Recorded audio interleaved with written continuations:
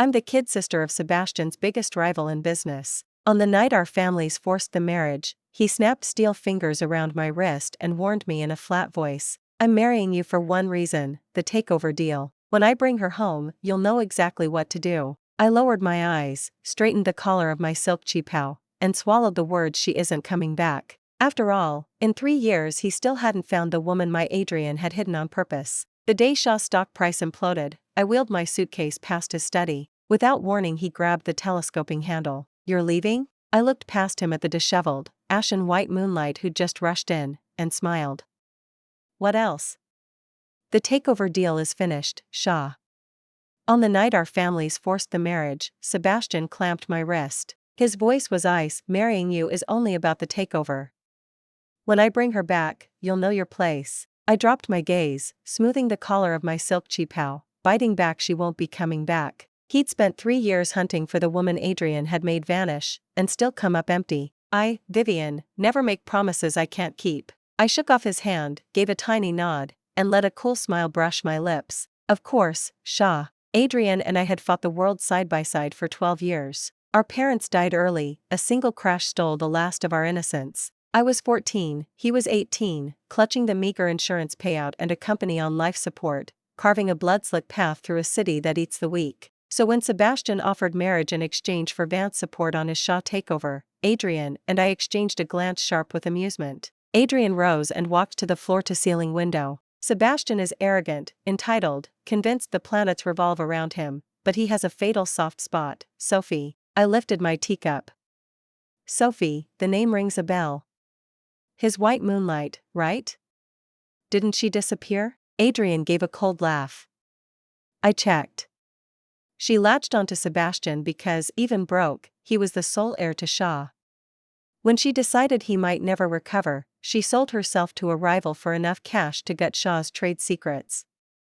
I arched a brow. So you outbid her? He turned to me. Not exactly. I merely offered a number she liked. She vanished, promising never to show her face again. My people have kept her comfortable overseas ever since. I set the cup down. So the marriage was your idea? Adrian waved a correcting finger. Ours. Sebastian thinks wedding a Vance will let him sail through the takeover and crown himself king. He doesn't realize the takeover itself is the trap. We need time, Vivian. Your job, keep him calm, cocky, and distracted. I stood. Done. A flicker of pain crossed Adrian's eyes. You can refuse. We don't have to do this. Any Vance cousin could, I cut him off, voice steady. Adrian, me walking down that aisle is the cleanest, surest way.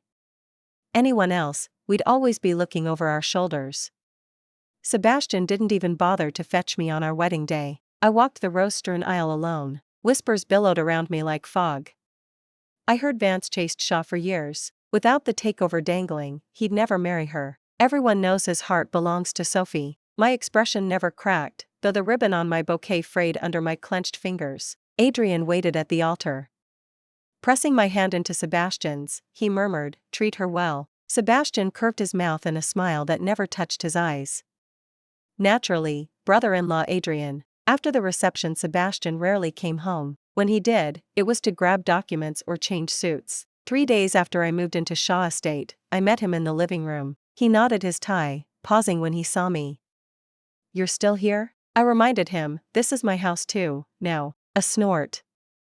Temporarily. He headed for the door, then tossed over his shoulder, business gala tomorrow.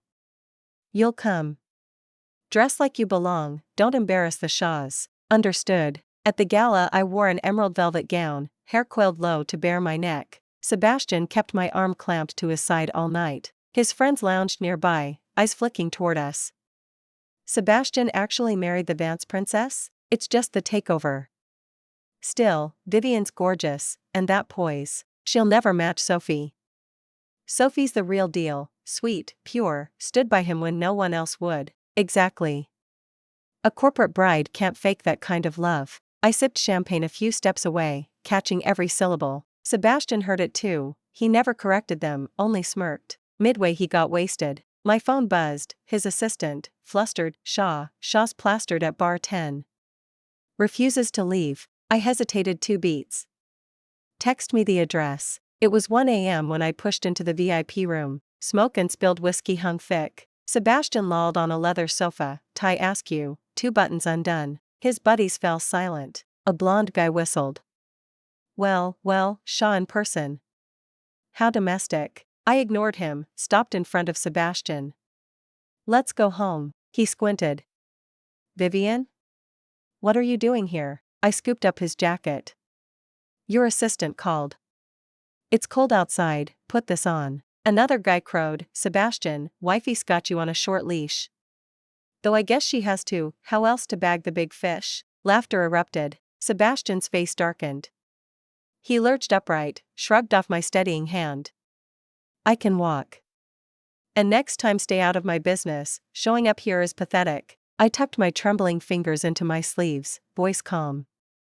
As you wish. He stared out the car window the whole ride, never speaking. I watched streetlights blur and remembered Adrian's afternoon text. Plan on track. Shaw has sunk 40% of liquid capital into the takeover. More time, more trust, or contempt, would seal the rest. A month later Sebastian checked into Riverdale with a bleeding ulcer, too much booze, too little food. I was at a gallery when Adrian called. Sebastian's hospitalized. You should appear concerned. A beat of silence. I'll be there. Adrian's voice softened. We can pivot if this scrapes too deep. I pressed my lips together. Fastest route, Adrian. I'm neither hurt nor tired. Nothing about this is too much. By 27 I'd tasted worse. Cousins who sicked lawyers on us, partners who embezzled, board members who sneered at orphans. Sebastian's cold shoulder rated a shrug. I arrived after his procedure, white walls, antiseptic glare. His assistant exhaled in relief. Shaw, he's through surgery. Prognosis? Bleeding stopped, 1 week observation. These documents need his signature urgently. I took the folder.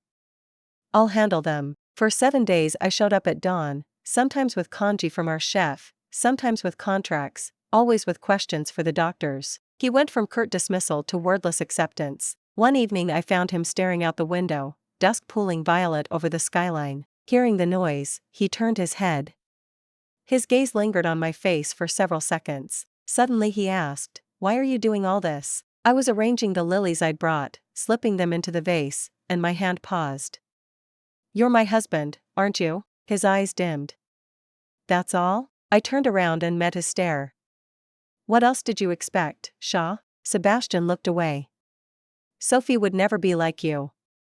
She wouldn't stay this calm.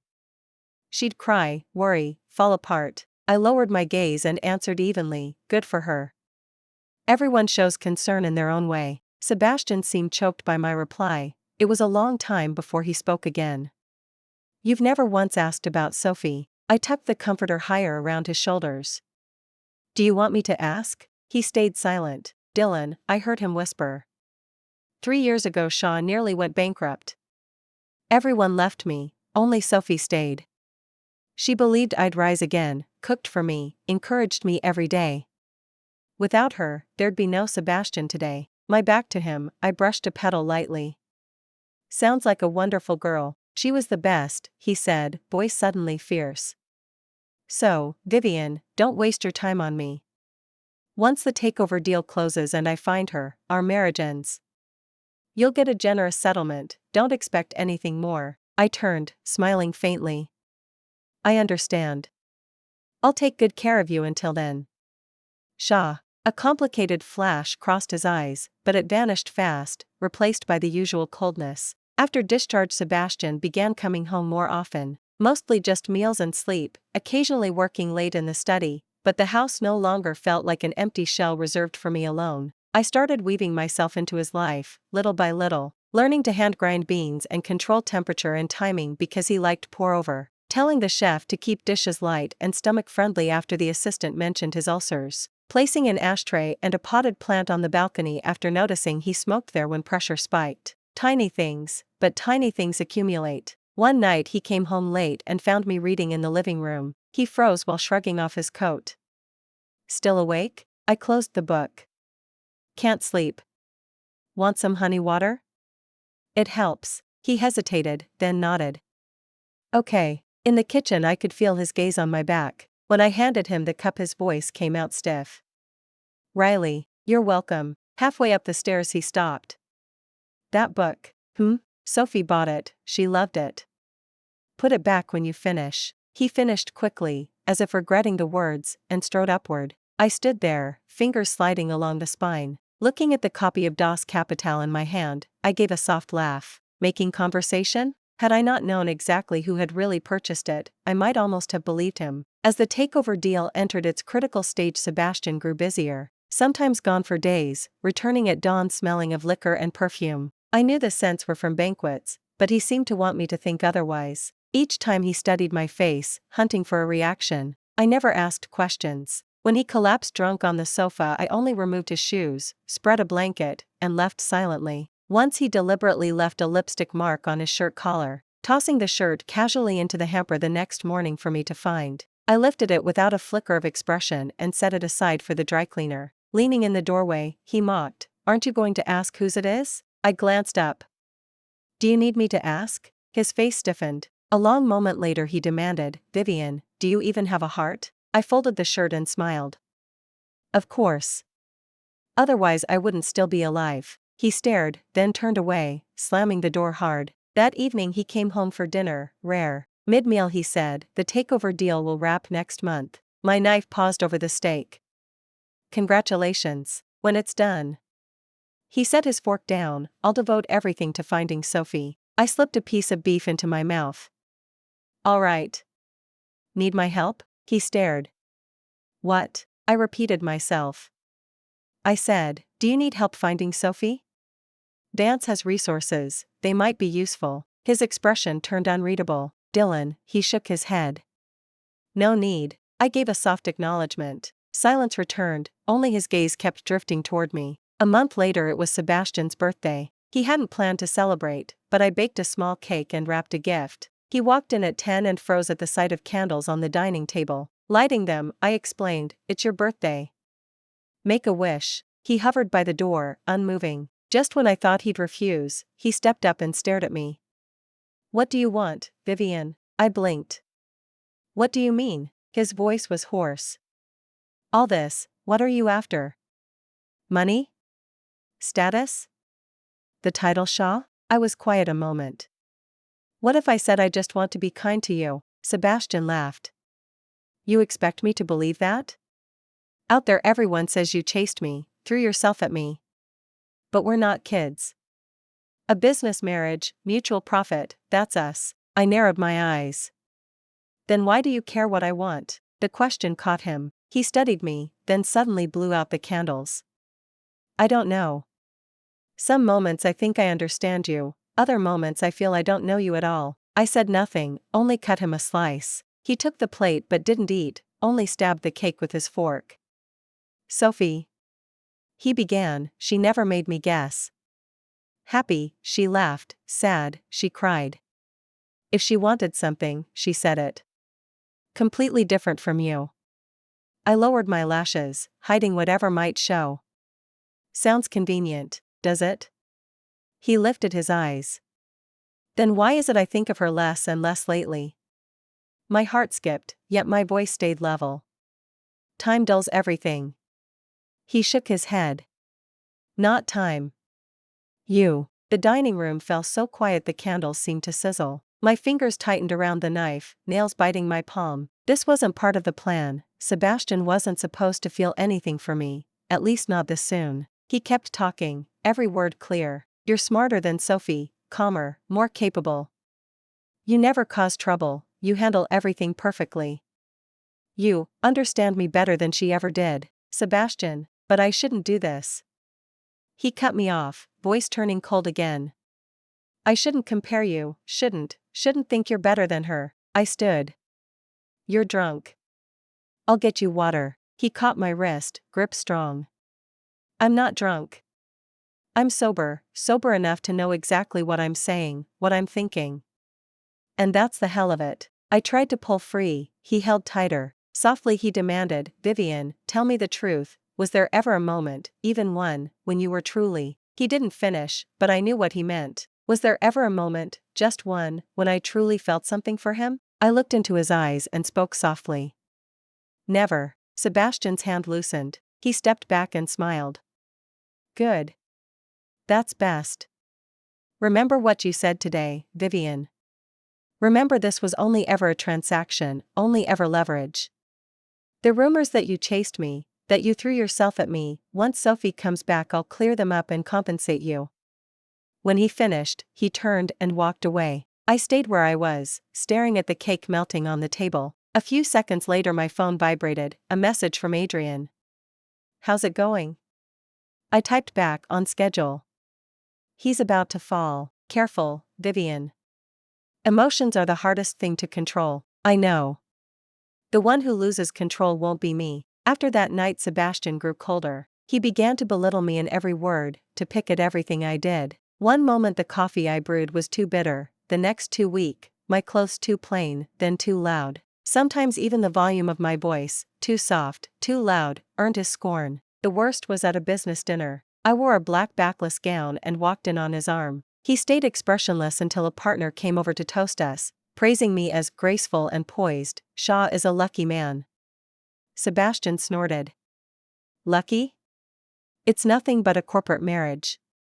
If you want to talk luck, life was easiest when Sophie was around. The table went dead quiet. The partner's smile froze, embarrassment written across his face. I kept smiling, nails digging into my palm. Shaw jokes, I said softly, voice steady enough to surprise myself. We are indeed a corporate marriage, but he is ancient history, Emery. Sebastian glanced sideways, a flicker of pleasure in his eyes. Is she? To me she's permanently present tense. That night I left early. Sebastian didn't follow, didn't even call. I drove home alone. Halfway there it began to rain. At a red light I watched the wiper sweep back and forth and suddenly remembered another rainy night years ago, right after our parents died. Adrian and I huddled in a cramped rental, and he held me while he promised, Vivian, don't be scared. Adrian will protect you.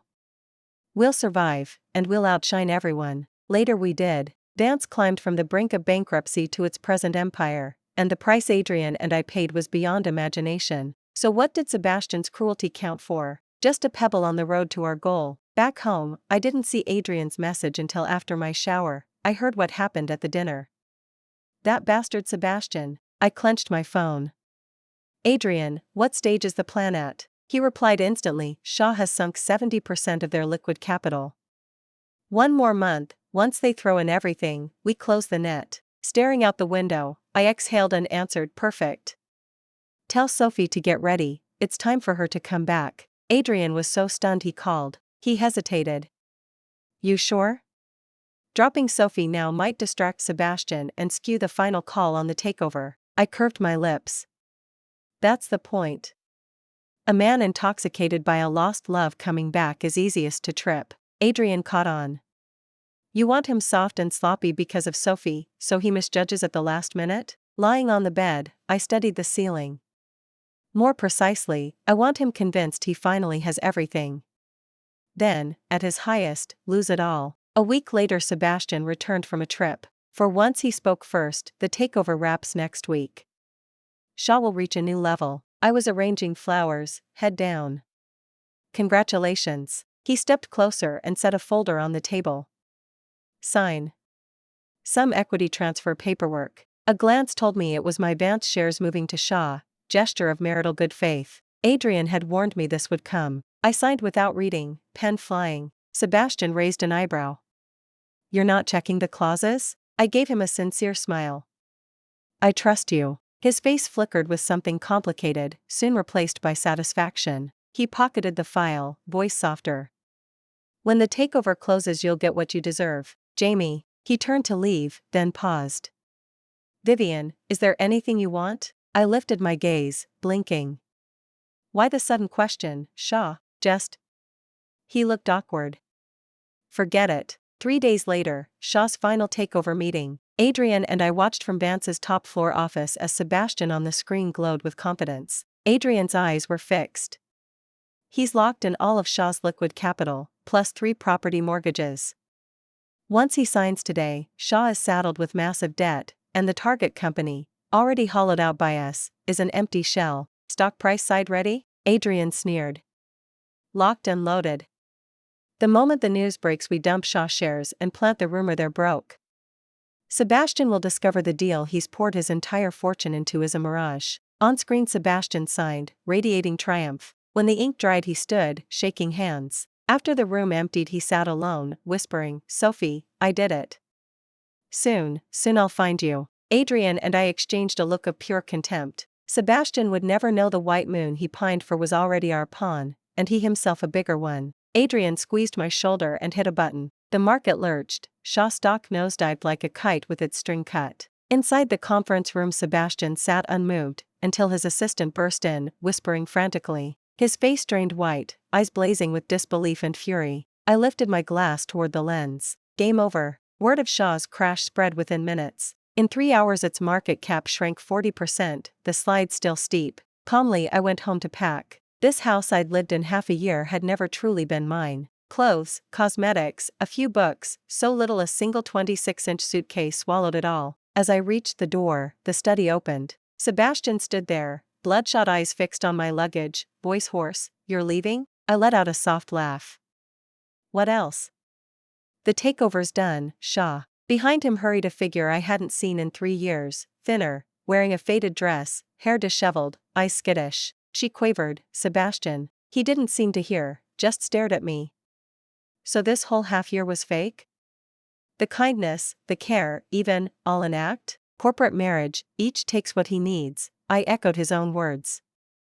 "Isn't that exactly what you wanted?" His face twisted. He lunged, snatching the suitcase handle.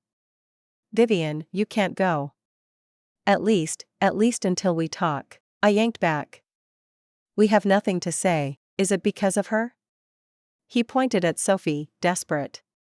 "Because she's back?" "Vivian, I can explain. I liked her because she was there when I hit rock bottom, but now everything's different. What I really love is..." Sophie screamed, cutting him off. "Sebastian. What are you saying?" "It's me, Sophie. You searched for me for 3 years, and now you're saying you like her?" Sebastian frowned at her, then turned back to me. "Vivian, give me a chance. We can start over, not for a deal, but for..." I clapped a hand over my mouth and laughed out loud. "For what? Love? Sebastian, look into your heart. Do you even know what love is? You loved Sophie only because she stayed with you when you were down and out. And if you love me, it's only because I play the part better than Sophie." Sebastian's face went paper white. "It's not like that." I yanked my suitcase back. "It is exactly like that. You've always loved your own illusions. Sophie was the pure, selfless white moonlight in your head, and I was the cool, independent wife in your merger fantasy. But the real me? Do you know her? Do you care?" Sophie rushed up and grabbed his arm. "Sebastian, don't listen to her. She and Adrian are evil. They locked me up for 3 years, beat me, starved me." Sebastian shook her off, eyes still on me. "Vivian, none of that matters. What counts is now, what I feel. I've thought about you every day for 6 months, even when I hated admitting it, but it's true, I swear."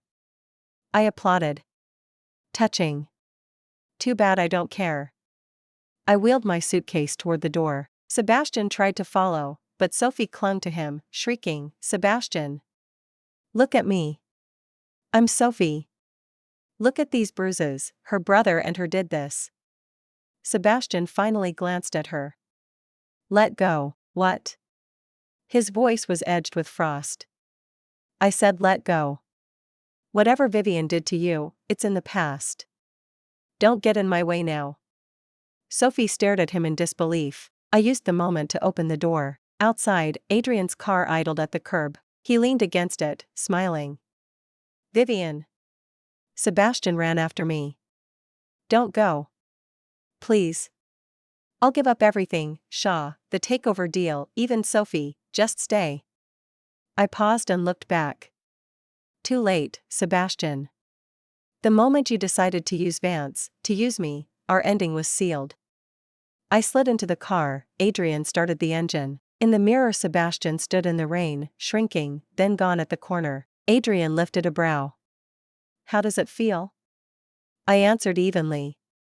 Exactly as planned. About Sophie, I leaned back and closed my eyes. She won't quit. A princess who spent 3 years waiting for her prince to save her discovers the prince loves the witch. What do you think she'll do? Adrian chuckled. Then let's see whether the witch wins or the princess does. Over the next month, Shaw collapsed. Stock price hit historical lows, creditors pounded the doors, the board of directors revolted, Sebastian went from revered CEO to pariah. And Sophie, as predicted, took the stage. She gave interviews, sobbing about 3 years of captivity and abuse by the Vance siblings. She posted tell-all essays swearing her true love with Sebastian was crushed by a corporate marriage. She even cornered Sebastian, waving memories like flags. He wouldn't listen. Whenever Sophie accused Adrian and me of torture, Sebastian cut her off. Vivian would never do that. Sophie held, "Are you insane? She ruined you." "Ruined us," he answered quietly. "I deserved it. I used her first, hurt her first. Everything she did was retaliation." Sophie couldn't grasp it. To her, Sebastian should hate me, ally with her, play the avenging prince so they could ride into bliss. Reality, Sebastian had lost everything and cared about only one thing, finding me. He texted, called, waited outside Vance. I blocked every number, he bought new ones. I refused meetings, he camped in the parking garage. Vivian, just one talk, one. Vivian, I know I was wrong, really wrong. Vivian, I don't beg to reconcile, only to apologize in person. I never replied. Adrian finally asked, "Want me to have security remove him?" "No." I stood at my office window overlooking his silhouette. "Let him wait until he understands some mistakes can't be fixed." Softening? I turned. "Adrian, when have I ever gone soft?" He laughed. "True. You've never shown enemies mercy." "He isn't an enemy," I corrected. "He's a lesson in arrogance and stupidity." A month later, Sophie found me. I was having tea at a private club with several partners when she burst past security. "Vivian," she screeched, eyes blazing. "You vicious bitch." I signaled the others to hold. "Quinn. Something I can do for you?" She lunged, stopped by bodyguards. "You wrecked my life. Without you I'd be Shaw, rich and adored, now I have nothing." I raised an eyebrow. "So it was never Sebastian you wanted, only the title and the Shaw money?" Her face blanched, then reddened further. "Liar. I love Sebastian. I stood by him when he had nothing." I lifted a hand. "And vanished before his comeback, pocketing rival cash to sell his secrets?" "Need a refresher on what happened 3 years ago, Quinn?" She choked silent. Nearby eyes turned judgmental. Trembling, she asked, How do you know?" I rose, looking down at her. "I know everything. Why you approached him, your betrayal plot, the payoff you took from Adrian to disappear for good. I also know your captivity was a suite in Provence, complete with pool, chauffeur, and platinum card. The imprisonment story is fiction for sympathy." Her color cycled from white to scarlet to ashen. Suddenly she pushed up her sleeve, revealing crossed scars old and new, grotesque. I almost laughed. "Self-inflicted or hired thugs? Quite the performance budget, Quinn." She shook with rage. Vivian, you'll pay." I sat and lifted my teacup. "Maybe. But before that, Quinn, worry about yourself. Fraud, defamation, extortion, enough years behind bars to forge a new career license plate." Sophie collapsed, sobbing on the carpet. Why are you doing this to me?" "I only wanted a good life," I gave a soft hum. "Wanting a good life isn't wrong. Wrong is trampling others to get it, treating everyone as idiots, thinking you can toy with hearts penalty-free." Security escorted her out. Her wails faded, the club regained calm. One partner, a middle-aged man, sighed. "Vance is right, some people expect the world to orbit them." I lifted my cup in a smile. "Enough gloom. Let's talk cooperation."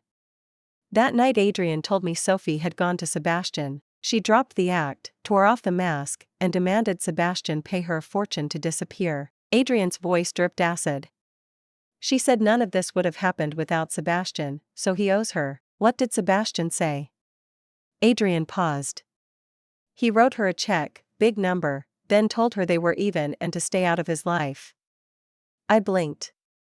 Sebastian still has money? Liquidated the last of his personal assets. He's officially broke. I was quiet for a moment. Adrian, do you think I went too far? He clicked his tongue. Too far? Vivian, the market's a battlefield. If we'd lost, would Sebastian have shown mercy? Would Sophie shed a tear for us? I already knew the answer. Sebastian would have swallowed Vance whole and booted Adrian and me into obscurity. Sophie would have laughed from the sidelines, thrilled she'd bet on the right horse. I pressed my lips together. I just needed to hear you say it. You've never needed to doubt yourself, Vivian. Adrian's tone softened. Every decision you've ever made has been the right one. This time's no different. I ended the call and stepped onto the balcony. Yes, every choice I'd made had been correct. 2 weeks later my phone rang. Riverdale. Is this Shaw? This is Riverdale General. Shaw sustained severe injuries. He kept saying your name before he lost consciousness. I arrived while he was still in surgery. Uniformed officers lined the corridor. Among them stood a familiar face, Sebastian's old friend, the blonde who used to whistle under city streetlights. He greeted me with a conflicted look. Vivian, you came. What happened? Sophie, he said haltingly. She stabbed him. Cops caught her, but she's raving that Sebastian ruined her life. I nodded and asked nothing else. The operation lasted 6 hours. When the surgeon emerged he looked drained. Liver laceration, major blood loss, but he's stable. Minimum 1 month stay. Inside the ICU Sebastian lay unconscious, pale as paper, tubes snaking everywhere. I stood at the foot of the bed, then turned to leave. Vivian. I looked back, his eyes had fluttered open. A faint spark flared when he saw me. You came. I knew you would. Arms folded, I regarded him calmly. I'm here to confirm you're still breathing. A crooked smile tugged at his lips. Still, straight to the point. A cough convulsed him, whitening his face. Sophie, you heard? Yes. I'm sorry. I thought she was good, innocent. I was wrong, catastrophically. I said nothing. Vivian, he whispered, tears glinting, words are useless, I know. I hurt you. I deserve this. But I need you to know, every single day with you this past half year was the most real my life has ever felt. With Sophie I was always on stage, playing the fallen prince who'd rise again. With you, no script. I could be tired, weak, broken, and you never judged. You just accepted. He drew a shallow breath. I mistook that for indifference. Later I understood, it was respect. You respected the real Sebastian, not the role. I listened without a flicker of emotion. Tears slid down his temples. It's too late, I know. You won't forgive me, I'm not worthy, but I love you, Vivian. Not because I need you, not because I used you. I saw the real you, and the real you is more beautiful than any fantasy. Silence filled the room. At last I spoke. Sebastian, you don't love me. He stared, stricken. You love the woman you imagined, I said slowly. A brilliant, unflinching statue who props you up when you falter yet demands nothing. A perfect daydream. I stepped closer and looked down at him. Real Vivian lost her parents young, clawed through the market with Adrian, saw every ugly shade of human greed. Real Vivian doesn't believe in love, only leverage. Real Vivian can coldly monetize anything, feelings included. Straightening, I turned away. You fell for the surface. The real me, you never met, and you never will. Sebastian gazed vacantly. Dylan, he squeezed his eyes shut and tears kept coming. Heal up. I walked to the door. When they discharge you, start over. Forget me, forget Sophie, forget all of it. At the threshold I heard his hoarse murmur. Vivian, if I hadn't, I didn't look back. In the corridor the blonde waited. He opened his mouth, closed it. I lifted a brow. Spit it out. He inhaled. We treated you like dirt, laughed with Sebastian. We see it now. You're stronger than any of us. Stronger than him. I don't want your apology. Your opinion was never currency. A rueful smile. Fair. How is he? I looked away. He'll live. No, regrets? I held his gaze. Regret what? A marriage built on deceit? A man who never saw me? Or the memories of contempt and injury? He had no answer. Outside, Adrian's car idled at the curb. Done? He asked as I slid in. Done. Next target? He handed me a folder. Youngest Zhang boy, fresh off the plane, hot for green energy. Clean file. I skimmed. Background's tidy, competent, and he understands the nature of the merger, willing to play. Think he fits? Perfect. I closed the file. Line up a meeting. If all tracks, engagement in 3 months. Adrian pulled into traffic. I leaned back, mind calm. Sebastian, Sophie, Shaw, all history. Adrian and I still had miles to go, side by side, until Vance stood unassailable, until we could choose our own futures. Love? A garnish. Nice if it shows up, irrelevant if it doesn't. Because on that rain-soaked night when we lost everything, Adrian and I learned the only allies you can trust are yourself and the blood at your side. Thanks for listening. On a scale of 1 to 10, how would you rate today's story? If you liked this video, like and share. We'd love your thoughts in the comments. Subscribe for more tales. See you next time.